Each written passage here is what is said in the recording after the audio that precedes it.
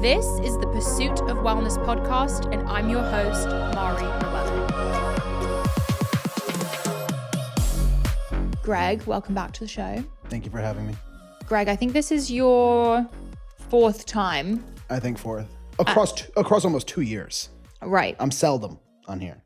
Well, it's your schedule, not mine. That's sure. I would argue. Sure. Actually, Pursuit of Wellness is getting pretty booked out at this point. We're booked through January. That's crazy. I know. I was just explaining to someone we're headed to LA in like 3 weeks. Yeah. And someone was like, oh, can you like fly back for a day? And I was like, when we go to LA, it's so back to back because of your show that like each day has been booked I know. for 2 months. I have 6 interviews in a 4-day span, I think. You'll have an IV drip of Bloom Energy then, I guess. Yeah, I have. It's just a lot of prep, but all the really big, I mean, I've had some amazing guests in Austin and people have been flying in for the show, which is insane, but there's really big talent in LA. So it's a good opportunity for me to sit down with a lot of people. I have a lot of like celebs coming, a lot of big names. Like A-list? In my world, yes. Deal. But like in our world of A-list is very different than like People Magazine A-list. Right. Yeah. Like we're not at People Magazine yet. But like Huberman would be A-list in my world. Deal. I mean, he is A-list. Agreed. Yeah, he's real world A-list. I wonder if he ever goes to like red carpets. Probably not. That would be crazy. If he does, even if you're listening to this, please show your tattoos. They're freaking sweet. Everyone wants to see them more. They're freaking sweet. Yeah. Imagine all the things I want to tell Huberman. That's what I decided to tell him. Yeah. Someone called him Huberman the other day that I was with. That's crazy. I know.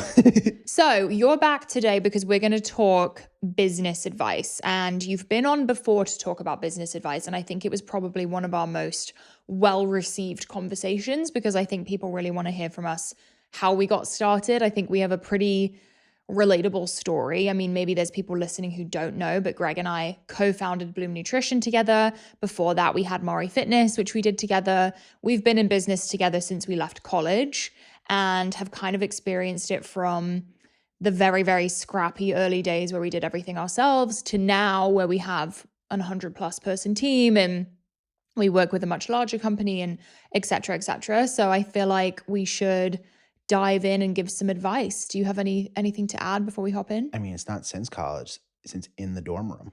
Yeah. We've had business. Mm-hmm. I don't know if there was even a formal LLC. The money was going to our student bank account. Well, I remember the first meeting we had with an LLC lawyer in Mamaroneck. Was it at a diner? Or was that at their house? It was at her house. That's Her name fine. was Shelly. Wow. Yeah. Isn't that funny? That's awesome. Do you have any Bloom news before we hop into our Q&A? First, I have a question. Mm-hmm. What do you call our drink? Bloom Energy drink. Bloom Energy. You don't say Bloom Sparkling Energy, right? No, but like I like having the word sparkling on there. I know. So, but like Bloom Sparkling Energy doesn't roll off. I don't think it needs to. All right, deal. With that said, yeah, like it's not like people think it's flat. Right. But from a marketing perspective, like I think having the word sparkling on there is nice. Important. So my announcement would only be we're having some out of stock issues at Target because it's selling so well. People like to say good problem to have. It's very frustrating. As a result, I'm slowly adding flavors to Amazon. So you can find 12 packs of single flavors. And by the time this comes out, there might actually be a variety pack on there. So check out Amazon. It's like you can literally have a variety pack hopefully at your house in 2 days. So yeah. that's a huge announcement. We've always been exclusive to Target up until this point. And when will we be in other retailers for people wondering? I can't give too much detail on that since the competitors may be listening, but January 1st. I wonder if the competitors do listen. That'd be crazy. Go away. You're not wanted here. It's not welcome for you. That's awesome. Okay, let's hop into the questions. I haven't read over any of these, which is sometimes how I like to approach this because then we both have like the element of surprise and we have to give our organic response. So I didn't plan anything ahead. You know what I mean? I know what you mean. I wish I knew. I wish I could think about it on the drive over, but I mean, I feel like you definitely need an extra minute to think. I don't. Greg, you have a learning disability. All right, let's roll. I didn't mean it that way. Is it hard working with your significant other? Do you guys ever get individual time alone? I'll start. I feel like the way I think about it is it's been the biggest blessing of all time, but it has been really, really challenging. And I don't think there's a lot of people who could handle it. Do you agree? So for context, for the first 4 years of working together, we were attached by the hip. Like if Mari went to get a coffee with a friend for an hour, it was weird because like Mari wasn't right next to me for 1 hour for years. We worked out of our house. We didn't socialize much. We were building businesses and we were constantly together, working together. And for a long period of time, for years, we were the team. Also, each of us was doing something essential to the business. So like, let's say I was doing customer service and I left for a couple of hours. That was like kind of a problem. True. And like you were doing paid marketing or whatever you would own. But we also inventory. we have complementary skills in the sense that they don't really overlap. Yeah. So like if we both had the same things that we wanted to contribute to Bloom, I'd imagine there'd be more headbutting. But generally speaking, we know what we own. Right. But at the beginning, when we didn't have a team, we had to cover all the bases. So we were probably doing things that we were not expertise in and like trying to make it work. And then if one of us needed to do something, it kind of set things back. Like we were very much splitting the responsibilities. Like we switched off doing customer service. Do you remember that? Of course. Yeah, for like hours. And then like I was running the social media. I was doing the emails. Like it was a lot. So yeah, we were side by side for a very long time, which I think was kind of cool because we've really built the business together. So when we look at it now, it's like, oh, we did that. Now I feel like we're at the point where our skill sets are so different. We very rarely, like I never see you in the office really, unless I intentionally walk upstairs and I'm like, hey, how's your day? No, now it's probably the opposite. We need to find time. We put in the calendar, like when we're having dinner together. I mean, it's not, on a toxic level, but we, have to intentionally spend time together on some level. Yeah. But I think it's actually healthy, the separation we have at work. I think it's been very nice. I think it's been like maybe in the last 2 years, especially the last 12 months. Also, just to give some tea on like, I think people probably wonder if we like argue at work and like disagree. And I will say we also have very different personalities in that, okay, let's say we want to do a new product. Greg is the person to be like, let's do this crazy idea. Like, let's just try this and come up with something wild. And I'm the one that's like, no, like, I feel like I'm the one that's a bit more cautious and nervous and sort of like maybe a bit more PR friendly. And you're kind of like entrepreneur, like throw it at the wall and see if it sticks vibes. So if we do we never ever disagree on like we're in a fight at work, but we're like, I will disagree with you because sometimes I'm like, oh, the team is probably too afraid to say no to you. I think as entrepreneurs, and especially in the world of social media today, there's so many things that you can say yes to. And one of the things that has made Bloom so successful is Mari's ability to say no to the new shiny thing on the ground that you want to pick up, right? And the reason why Bloom was focused on just greens for 24 months straight, we had 70 people in a building working on just greens, is because of how good Mari was at saying no to things. And that in itself, in a world of distraction and a world of, shiny things on the ground, right? We could have made any supplement and tried to make it work. But Mari was like, that's not something I would take. Why would we make it? Yeah. So I'm pretty intense about that. And I just really like, as a consumer, when I see brands doing too much, it's confusing. Focus is a hell of a drug. People don't want a million things from one brand,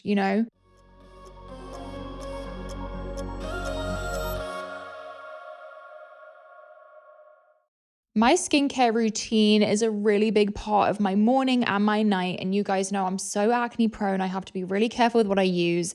And that's why I love Clear Stem. It is the first skincare line that combines 3 categories: anti-acne, anti-aging, clean, which means free of hormone disruptors and pore clogging fillers. I feel like so many skincare brands advertise themselves as clean, but they don't actually remove pore clogging fillers or hormone disruptors. I love the founders, Danielle and Kaylee. They have both dealt with acne before as well. And I just feel like when someone's had acne themselves, you can really trust that they know what they're doing. I have spoken with Danielle and Kaylee so many times. They've been on the show multiple times. They are just such good friends. And I super duper love what they're doing at Clear Stem. I also love the fact that they have their acne lab test, which is helping thousands of people get to the root cause of their acne through comprehensive lab testing and lifestyle-based recommendations. Finding the root cause of your acne is really the first step. Lab testing was such a huge part of my personal journey in finding out I had H. pylori and X, Y, and Z. And then the cherry on top is using clean skincare that's going to help you with breakouts and help with anti-aging. Visit clearstemskincare.com and use code POW at checkout for 20% off your first purchase. Again, that's code POW, P-O-W, for 20% off your first purchase at clearstemskincare.com. I feel like creating a sanctuary in your bedroom is such an important part of a good sleep routine. And as we know, a good sleep routine is crucial when it comes to overall health and longevity and vitality. And that's why I love using Cozy Earth bedding. It was named one of Oprah's favorite things in 2018. Their best-selling bamboo sheet set is temperature regulating and incredibly soft. I like to sleep really cold, so I love the fact that the sheets are temperature regulating. They are so soft.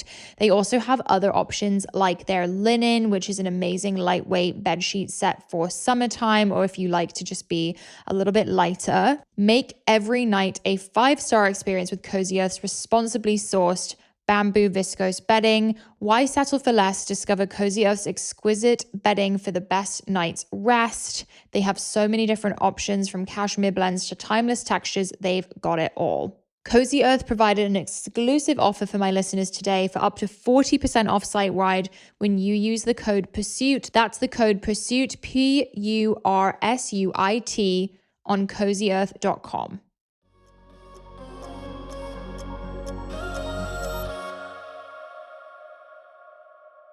That reminds me of a question I just saw that I really want to ask you. She said, as someone who also has ADHD at Greg, how do you avoid just hopping on new product or business ideas and getting overexcited about tons of different projects at the same time? So for context, I have extreme ADHD to the point where, yeah, jokes aside, full blown learning disability, can barely read more than a couple sentences straight. If I do read, it's out loud with a finger, and it's normally on a printed sheet of paper because a computer screen is too much for me to even handle with distractions. For context, um, I surround myself with people who are focused individuals and keep me focused just by them leading by example. Um, at the same time, I'm a big fan of the thought that like certain disabilities in modern day society are the strengths of individuals as part of their team or as part of their tribe once was. Like there always had to be the person at the tribe that had extreme anxiety, since we're calling out people with disabilities here. There always had to be the person who was, super constantly looking for stimulus and looking around and, oh my God, look at that squirrel in the tree. Let's go eat it. I would have been that person. You would have been the one that's like, let's keep moving. Yeah, I would have been the person in war, like no problem taking a nap because I'm not anxious at all. And so I think you just need to turn those things into a strength and make sure that, as I said, there's people around you with complementary skills where you can embrace that quote disability and turn it into a strength. Love that. Cool. Yeah, I think your ADHD is like something that makes you a really good entrepreneur and easy to pivot, quick to pivot, down to come up with new ideas. You're not afraid of a challenge or of risk. I feel like I was actually talking about this the other day with a friend. For me, with like my history with BPD and like whatever, the childhood things I talk about on here, I feel like I'm very empathetic and I read facial expressions and voice tones to a T. So when I have a guest in the chair and I can tell they're uncomfortable or they need like extra enthusiasm from me, I can like give that back to them. Do you know what I mean? Totally. And I was just having a conversation with a few of the moms on our team. This is a little bit of a side tangent. A few of the moms on the team, and they were talking about raising their kids during COVID and dealing with school, dealing with masks, which, no opinion needed on all of that. All I could think about was how important facial expressions are to you, especially as a developing youth, and how weird it must have been. Half of like my memories of a teacher scolding me was Or their face. I know. And I was like, if that teacher couldn't make a face at me, they would have had to like verbally call me out, right? Or like whatever the other options would be than a facial expression and how we communicate as humans. They're just so important. Yeah. Like, I'm looking at you right now and I'm seeing how your face is reacting to what I'm saying, and whether you're smiling, frowning, or giving me a look, like whatever it may be. Like, that's how I'm going to kind of like move on with what I'm saying or how I'm acting. Like, what a weird thing that must have been for like a developing kid being surrounded by people whose faces are covered. Yeah. I think it's so important. But I'm overly sensitive to facial But that's expressions why I thought because think this about is it. how Greg listens to a story. If I'm looking, Like regardless of how he feels, he's like, and it throws me off. And I'm like, are you mad at me? Like, are you upset? Do you not like my story? It's like really annoying. Like, I need you to listen like this. yeah, That's how I listen. full attention for the Like, if entire someone's time. on the show and they're telling me something about like, I don't know, like Well, I think this show has made you a really good listener. how to avoid cancer, I'm like, yeah. okay. Anyway, let's see. Can you share an idea of how you organize your weekly calendar?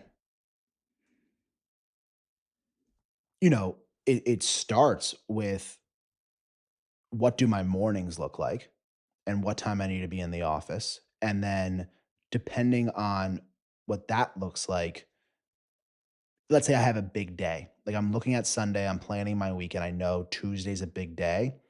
What I'm currently doing is Tuesday will be my off day from the gym. Right? I can kind of putter that morning, take my time, maybe I get a bit of extra sleep, and I can get into the office like well rested. Well, if I have a later morning or a less intense day, that's a day where I'll try to shove in a big workout. So it starts with my morning. Then, generally speaking, I'm pretty much fine with a back-to-back day. I'd rather cram in as much as I can into a window and then be able to go home at a normal hour than have breaks, be able to go on walks. As long as I like get outside for like maybe a 20-minute window and go on a walk at some point or clear my head. And as long as I have a standing desk and I'm not like cooped up in a chair all day, I can pretty much go back to back, call it 9 to 5. Yeah. I feel like you're So home by 6 usually. I try to work on normal household hours lately. Yeah. Yeah. So for me, I feel like it's changed a lot because when we were in LA, I was in the office. I mean, as long as Greg, I was in back to back all day. Sort of, yeah, like chained to my desk type of thing. Since moving to Austin, I've been a lot more flexible. I think I just kind of reached a breaking point, honestly, with the work-life balance of it all. So since moving here, I occasionally work from home. I'm in the office generally 3 days a week, probably, especially if I have recordings. So it kind of depends on that.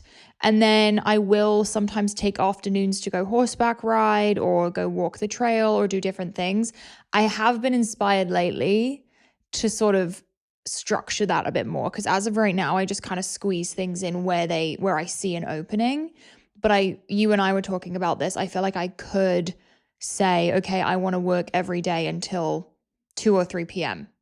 and then have the rest of the day to do whatever I want to do. Or like, okay, I work full days Monday, Tuesday, Wednesday, and half days Thursday, Friday. You know what I mean? Like just something a bit more structured. So I'm starting to think about how I want to do that.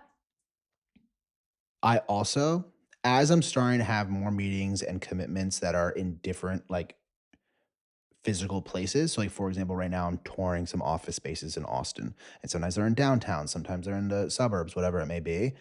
I just don't want to spend so much time in the car, especially if it's like during rush hour and in traffic. I find it miserable. I'm fine with a 15-minute drive to work, but if my day is inefficiently planned and I have to like go drive all over the place, especially back and forth somewhere because I have two meetings, very far apart in different areas, that I hate. So if it's something where I'm traveling around, then I try to, plan those accordingly as well. Yeah. I feel like I drive a lot more than you do. Yeah, I don't like it. It's not my favorite either, but we've got to get to the barn. Okay. Mari just took her shoes off, by the way. I did. My shoes were bothering me. I've had guests come on and take their shoes off. You feel like you have a lot of barefoot guests. I do. Yeah. When you first launched the business, what were some day-to-day activities that really moved the needle? It was just like doing it. Yeah, I think trying to make quality content. I think, once you have the product that's inside the bottle that people like, Your job is to make content for people to watch and see and be entertained by and want to see more of it, and it creates the community. And so much of your downtime or open work time, once you already have the good product inside of the container or whatever the product is, should be about making as much content as possible. Like, we have so many graphic designers on the team, content creators on the team. Obviously, now we work with thousands of influencers. You are you have to almost treat your company as a media company. And of course, this is just from the lens of we are a social media brand. Of course, there's different ways to get a business done, but all I can speak on is our experience. You need to try to be creating as much quality content as possible. I don't know if there is a brand that isn't a social media brand anymore.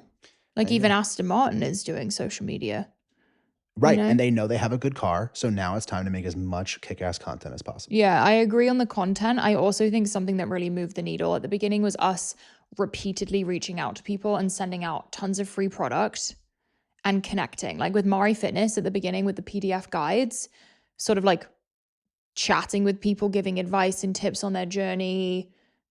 Remember? Like really connecting with the community, commenting on their posts, like being really, really active with your customers, I think really moves the needle. Yeah. I mean, customer retention is one of the most important statistics that you're trying to keep in your business, like someone who comes back, keeping a customer within your brand. And if you can make sure that you're giving each one of those customers a special touch, whether that's personally checking in on them or sending them a surprise package in the mail, that is, so powerful to create that loyal consumer base. Currently, how we're doing that on a slightly larger scale that I think a smaller brand could copy is anyone, almost anyone who creates a TikTok video. Actually, a large amount of the people who create a TikTok video or Instagram video just organically reviewing the product. And I haven't even announced that we're doing this. I don't think anyone even realizes we're doing this. Our team will reach out to them, or Mari will reach out to them, or I will reach out to them and say, "Hey, I'm so glad you just bought this product at Target and like it." I'm talking specifically the energy drink. Can we please just send you a box of a couple other cans? And they're like, the response we get is not, "Yeah, sure, here's my address." The response we get is like such a thankful, grateful, enthused. Who gets a message like that? Can I send you some free awesome shit? Right. And so if you can reach out to a consumer who already made a positive video about your brand, already likes the product, maybe has no idea what Bloom is. Maybe she just bought Bloom, or he or she just bought Bloom for the first time in Target because they saw a new energy drink there. We reach out to them. "Hey, loved your video. Can we just send you some cans?" And so that's how we've been handling that lately. And we'll try to send out 20, 30, couple hundred, whatever it is, packages every week. And sometimes they come with a handwritten letter from Mari. And that like special touch is, I don't know, I think it will pay off.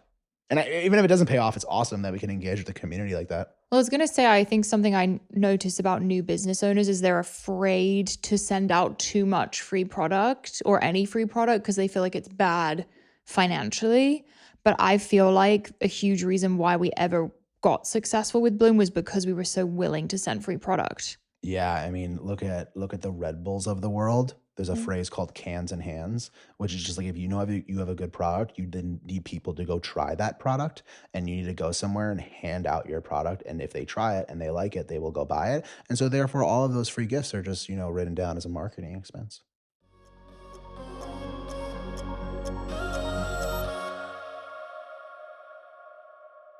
I recently got my full blood panel done with Function Health. It is a comprehensive testing with personalized insights from top doctors, co-founded by Dr. Mark Hyman. Dr. Mark Hyman has been on the show twice now. He is such a wealth of knowledge, and I think he is doing amazing things for the health industry. Function Health is really about taking ownership of your health. I'm sure you guys have had the experience of going into a doctor's office and wanting to get testing done, but being told that it's not worth doing, or why would you want to see that, or even not having ownership of your own lab results.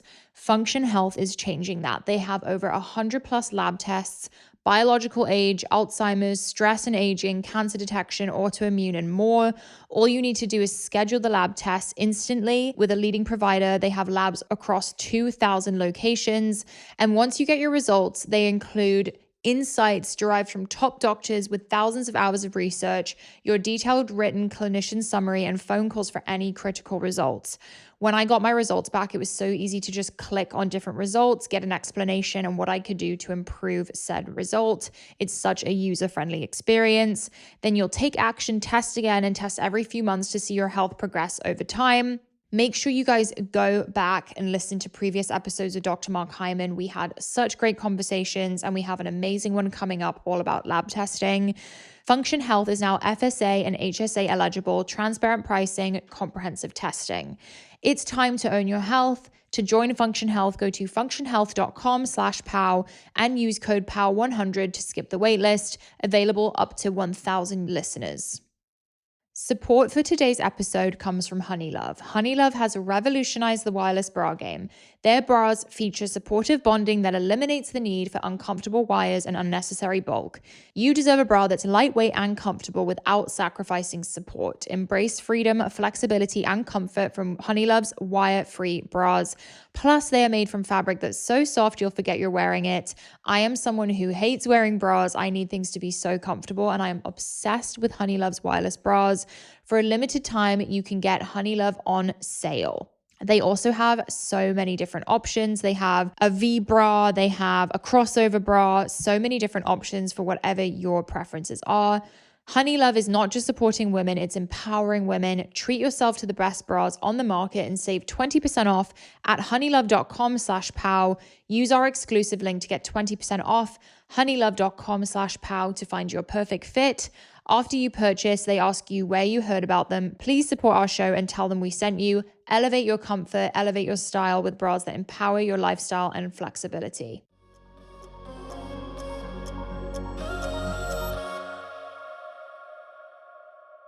These questions kind of go hand in hand. How to stand out in a saturated market.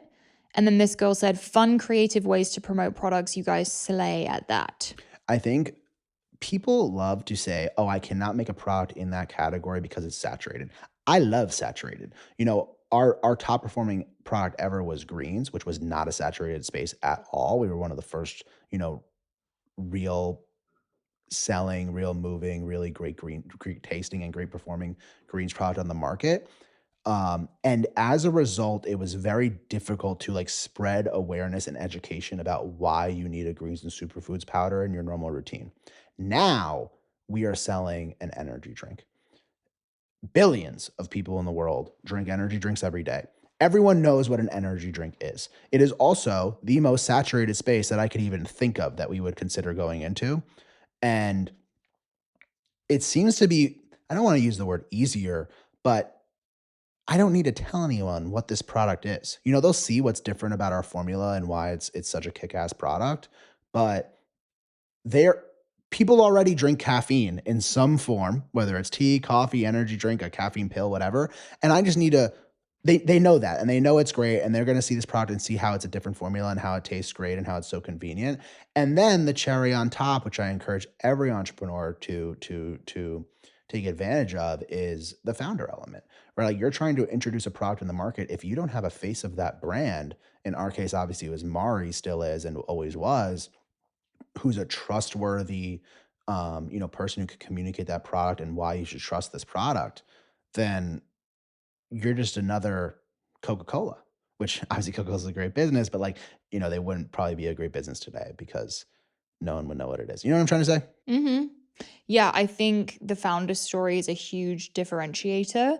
I also feel like Bloom, and honestly, I feel like it's been this way from the beginning. I think because of how creative forward I am, but we've always had a very creative approach to the brand. When I was designing the labels at the beginning, I remember I drew out the pattern that I wanted on the labels. Well, not only that, we didn't go to the supplement aisles and say, what do other supplements look like?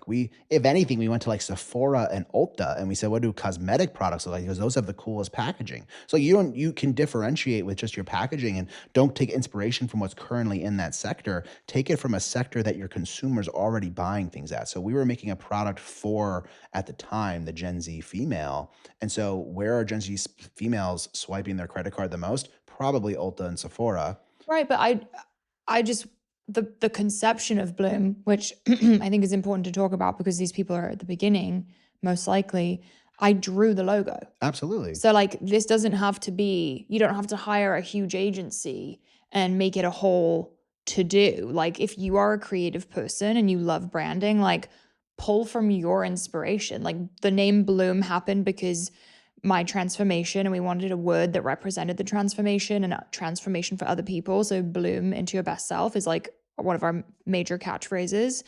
And then just in terms of like design and creativity, that was something that was important for me from the beginning. I'm a design and merchandising major. I love art. I love creativity. I love like marketing. I love colors. I love labels. So like we instilled that from the beginning, and every single person we've hired since, like from the first creative director we ever had, I said, this is really important to our brand. Like every campaign needs to be colorful, fun. Like we are an approachable, friendly supplement company. That's why we created Bloom, was because I wanted that. All of the supplements on the market in 2017 were very intense and intimidating. And the point was for us to be feminine, fun, colorful, approachable. And that has to remain the core value of the brand. So every time we do a new campaign, it's like, how can we make this one even more fun, you know? Totally. So yeah, that's really important to us. I like this question for you. Do you feel like you have to be good at school in order to be a successful entrepreneur? I don't know if school taught me a single thing about what I currently do at Bloom Nutrition. I am, I think that school is obviously meant to be a peanut butter spread, even layout of what the average person or average youth in America is supposed to, learn from. And therefore, there's massive outliers all over the place because it has to be like this median line. Um, when I went to business school, I signed up for entrepreneurship classes, and every class was about raising money.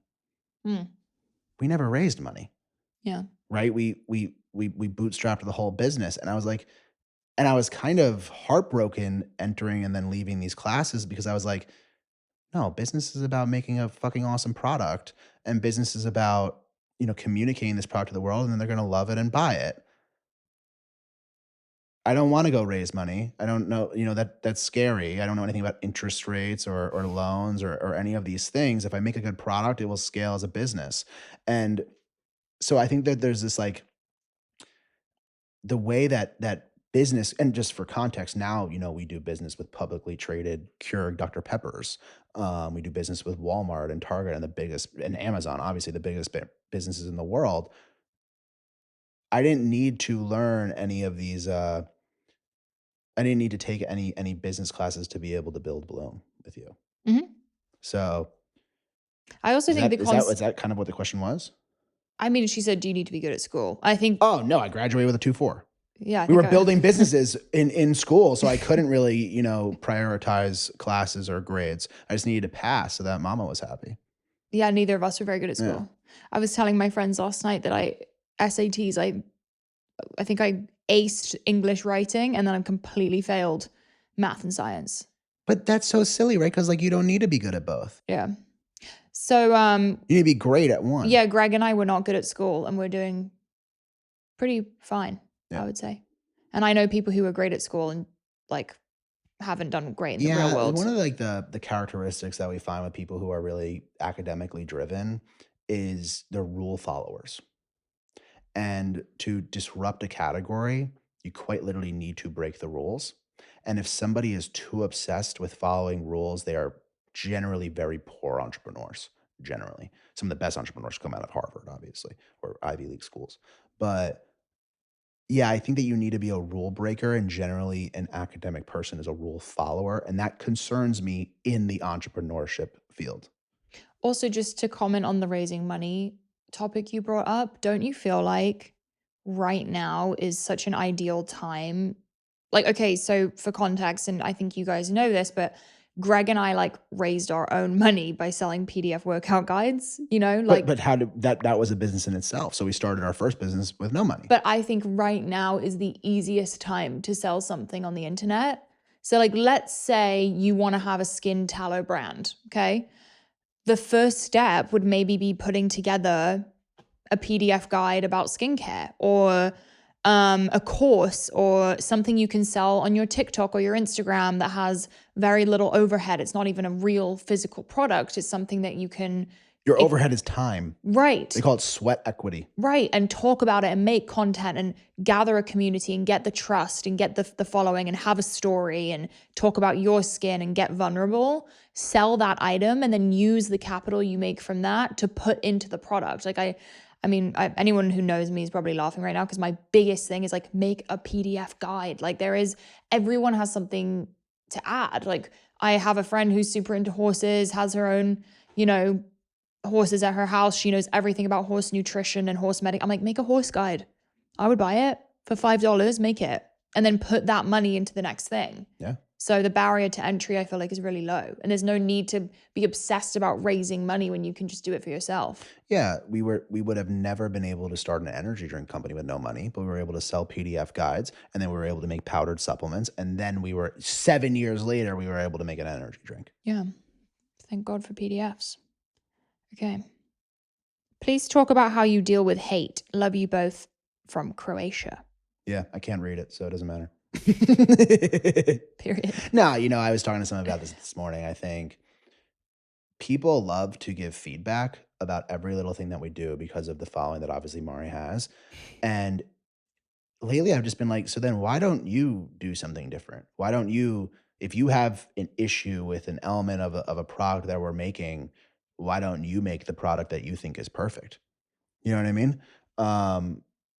I think Mari and I have always been, you have such limited energy, use that energy by spreading positivity towards the things that you want to support. Don't spend that energy giving it to using it negatively towards things that you don't like. And so I think that if you spread positivity towards the thing that you do want, which I think falls in the same category as like leading by example, that's far more effective than hate. And so, yeah, I've always just seen hate as like that person has too much time on their hands. I mean, yeah, that's probably accurate. Can I read you the quote I posted last night?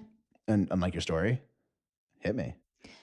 An athlete won't judge you for working out. A millionaire won't judge you for starting a business. A musician won't judge you for trying to sing a song. It's always the people going nowhere that have something to say.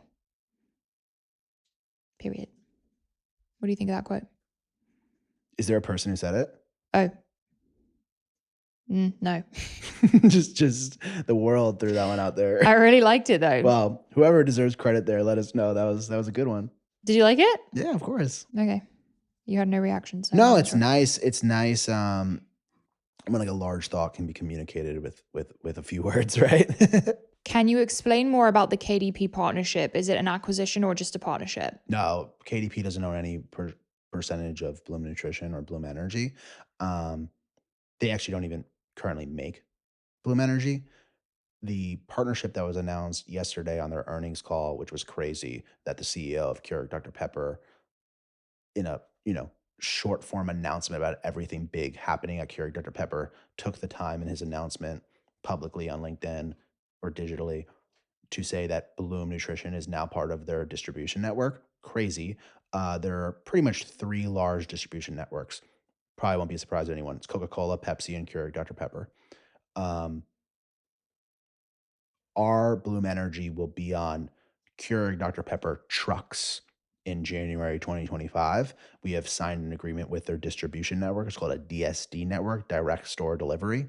And so Keurig Dr. Pepper employees, truck drivers, will be entering Targets and Walmarts or whatever stores we may be going into in January to literally take our cans and put them on the shelves. And it's far more efficient entirely than shipping boxes or pallets of this product to Walmart and then Walmart employees put them on the shelves. So any large scale beverage is generally part of a DSD network, and it's very competitive and difficult to get into partnership with one of these networks.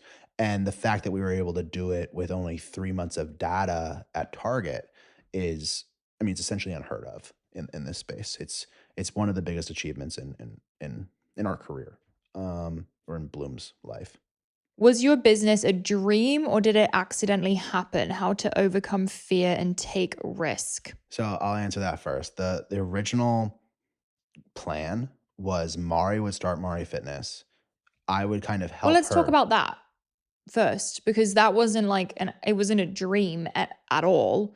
I was not interested in business or entrepreneurship at all. I always Neither of thought, us were. well, you went to entrepreneurship school. I tried it and I was like, this is weird. We were just selling. So we, Can I start, please? So you guys know the story, but I went through a massive weight loss journey, lost 90 pounds, completely changed my life, became obsessed with health, nutrition, fitness. It became my whole life. I learned everything I could about it. And it was just such a big passion of mine. And I had this before and after that I'd made to show Greg, like no intention of sharing it publicly. And he was like, oh my gosh, you should really post that. Like you should be so proud. I was proud. I felt like I looked jacked in that after photo. I remember that day so clearly. Like that, I did that collageable before and after. Collageable. Ended up posting it and just had a ton of organic feedback and reposts and DMs and follows. And I mean, I had a very normal Instagram account. Like I basically didn't post for like. So at that stage, you had not even thought of like, dare I say, monetizing? No, I don't think that way. No, neither of us did. I'm just asking the question. No. And when we were getting all these questions and thoughts and interest, we were just getting so much organic feedback. It was this kind of this realization of like, oh, wow, I don't think anyone on Instagram is really posting the way I'm posting, because I was coming at it from such a candid angle. I was like, yeah, I lost weight. Like I was in a really bad place in my life. This is what I did. I feel like it's kind of like the secret to happiness. Like I feel like I'm on a better path. And I was sharing with these women how I did it. And they were like, oh, can you make this into some sort of like physical thing? Like what workouts did you follow? What nutrition did you follow? And that's how we made the PDF. Well, you were also like, this may look like a physical transformation to you, but that's not even, dare I say, half of it. There was this massive, mental transformation that happened at the same time. And that's what you were able to communicate once they clicked the physical picture. Right. So I think that moment for me, I was like, oh, I really, really enjoy communicating and connecting with people. Like that's such a skill set for me. And for Greg, I think it was just this like light bulb moment where you went full entrepreneur mode and you were like, oh my gosh, like let's freaking go. I what I get excited about is like, I always say this, like build it and they will come. I just want to do big things. I never see a dollar sign. So I was like, this could be big. I don't know what that means, but this could be big. And that was all I needed to get up in the morning. Yeah, you were amped. I was like, this could be big. I don't know what the fuck that means. I don't know if you're going to be, a new TV show host. I don't know what's the show where they used to like Biggest Loser host, or like, I don't know what this could They wanted me to do that, remember? I know, that's crazy. I was like, I'm good. I don't know what this could become, but it's going to be big. And that's all that I needed. Yeah. Exactly. And it just was this moment of like, we have nothing else to lose. I mean, as we told you guys, like neither of us were good students, bad grades, didn't have great job prospects. I couldn't even keep an internship. I was getting fired. Yeah. I mean, I would have fired you too, honestly. Why? Just like the vibes were off for you. You think this is what I was like as an intern? You working for someone else just not make any sense. No, someone put a control on my thermostat this morning at the office. It's about to be a problem. Greg is the epitome of an entrepreneur, like will not be told what to do. No, but I guess if you want to say it happened by accident, but I feel like it was kind of fate. Honestly, I think we're doing exactly what we were supposed to be doing. But one thing you said was you weren't focused on the dollar sign. Remember how we used to keep the Shopify notifications on? So guys, if you have a Shopify store, which we love Shopify, by the way, shout out Shopify, changed our lives. If you keep those notifications on, every time you make a sale, it goes ding, ding, it goes ding, cha-ching, cha-ching, cha-ching. Want to hear something funny? The Jasper founder who was here the other day, the air purifier, had his Shopify on. And when we were done with the interview, I started hearing it and I was like, don't tell me you have your Shopify notifications on. He was like, yeah. That's awesome. But his product is like, I think $2,000 or something. So like, it wasn't as frequent as that. But it got to a point where it was like, cha-ching, cha-ching, cha-ching, cha-ching. And we were like, oh my God, we're going to do it. We're going to make it. That's awesome. Okay. I hope that answered the question. I don't even remember what the original question was. Greg, if you had to go back and start from zero, what's the number one thing you'd focus on? I would focus on one good product. Yeah. And then one good product, and then creating content around it. Slow. Yeah, I feel like we kind of tried a bunch of things before we got to greens. So if I had a tallow skincare line, I'd create one skin product. Instead of multiple I wouldn't have versions. a whole line of cosmetics and hand creams and foot creams and face creams. There'd be one tallow product. Yeah, agreed. And I would just put all of my hours of the day into marketing that one good product. We keep bringing up skin tallow because there was a girl at the Harvard business talk I did who came up to us afterwards, and she has a tallow brand. It's a really cool category. I love the products. I think that's the future is truly complete all natural cosmetics. I haven't put tallow on my face because I have very sensitive skin. I use tallow soap, tallow skincare, tallow moisturizer. You're not acne prone though. No. Babe. How do you confidently forecast trends in the industry as a leader rather than a lagger? I think if it was that easy, then it would be, obvious what products to pick. I think that if you're on social media, you can kind of, like we just said, we see tallow trending. But there is a simple tool that's kind of fun is Google Trends. So you could go to Google Trends and type in any word, any person, any category, and just see how the search volume has changed in the last week, in the last 5 hours, in the last 5 years, whatever range of time you want. And you can kind of see, if you were to look up in our world, for example, collagen, like how the collagen sector has kind of trended over the last 5 years. I'm sure colostrum is shooting up right now. Hormone health is shooting up right now. Probably, yeah. I haven't checked, but yeah. I know hormone health Yeah, has, I'm for sure. sure. I'm That's sure. become such a women's health in general has Yeah. become tampons. Yeah. Huge discussion. I think that's a great way of doing it. I also just think, like from my example, if you're really passionate about the topic, like for me, health and nutrition is like a huge passion of mine.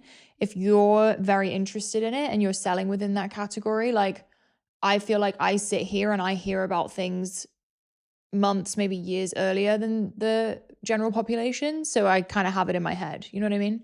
No, I think first and foremost, it doesn't matter what's trending. It matters what you're passionate about. Yeah. If you're going to spend most of your day working on this, you need to be passionate about it. But I'll say that the greens product had no signs of trending upward when we started it. So this isn't a rule. You can make it trend upward. Yeah. That's the power of social media today, right? This is cool. Just joined the family business of 21 plus years and trying to make ripples. Any advice for a corp girl? I mean, I think you're obviously on social media asking this question right now. I'm just imagining like a family business reality TV content. I know. That sounds hysterical, especially if there's like, out of touch older generations in the picture that could have like funny Can I tell you characters. something? Yeah. I've been seeing on TikTok young people in their family business trying to help the family business like get social media presence, and they're having their like 70-year-old dads say trendy things. So like there's this one meat company in Wyoming and they have the dad being like, this really slaps. And then like the next scene he's like saying something else. You know what I'm saying? I saw something similar. I saw, the daughter handed the dad the phone to film the local gym that he owns. Yeah. And he's like, 60, but he's obsessed with this gym. And the video is POV, the daughter filming the dad, filming all over the gym. And he's so excited filming how great this gym is and everyone working out. And then she plays the video that he filmed and it was on selfie mode the whole time.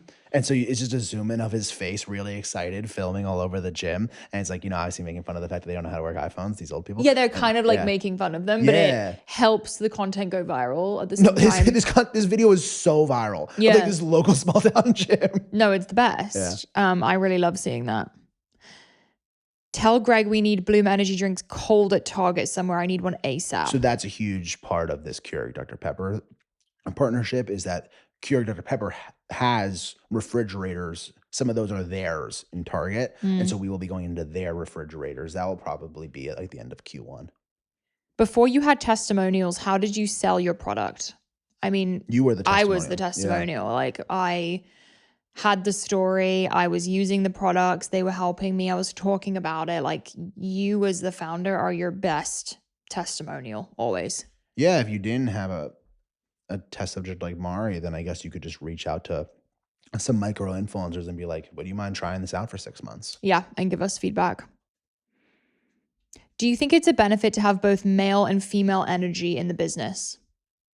I've never thought about it. I don't have like a lot of like thoughts on gender. What do you think? I don't. I never.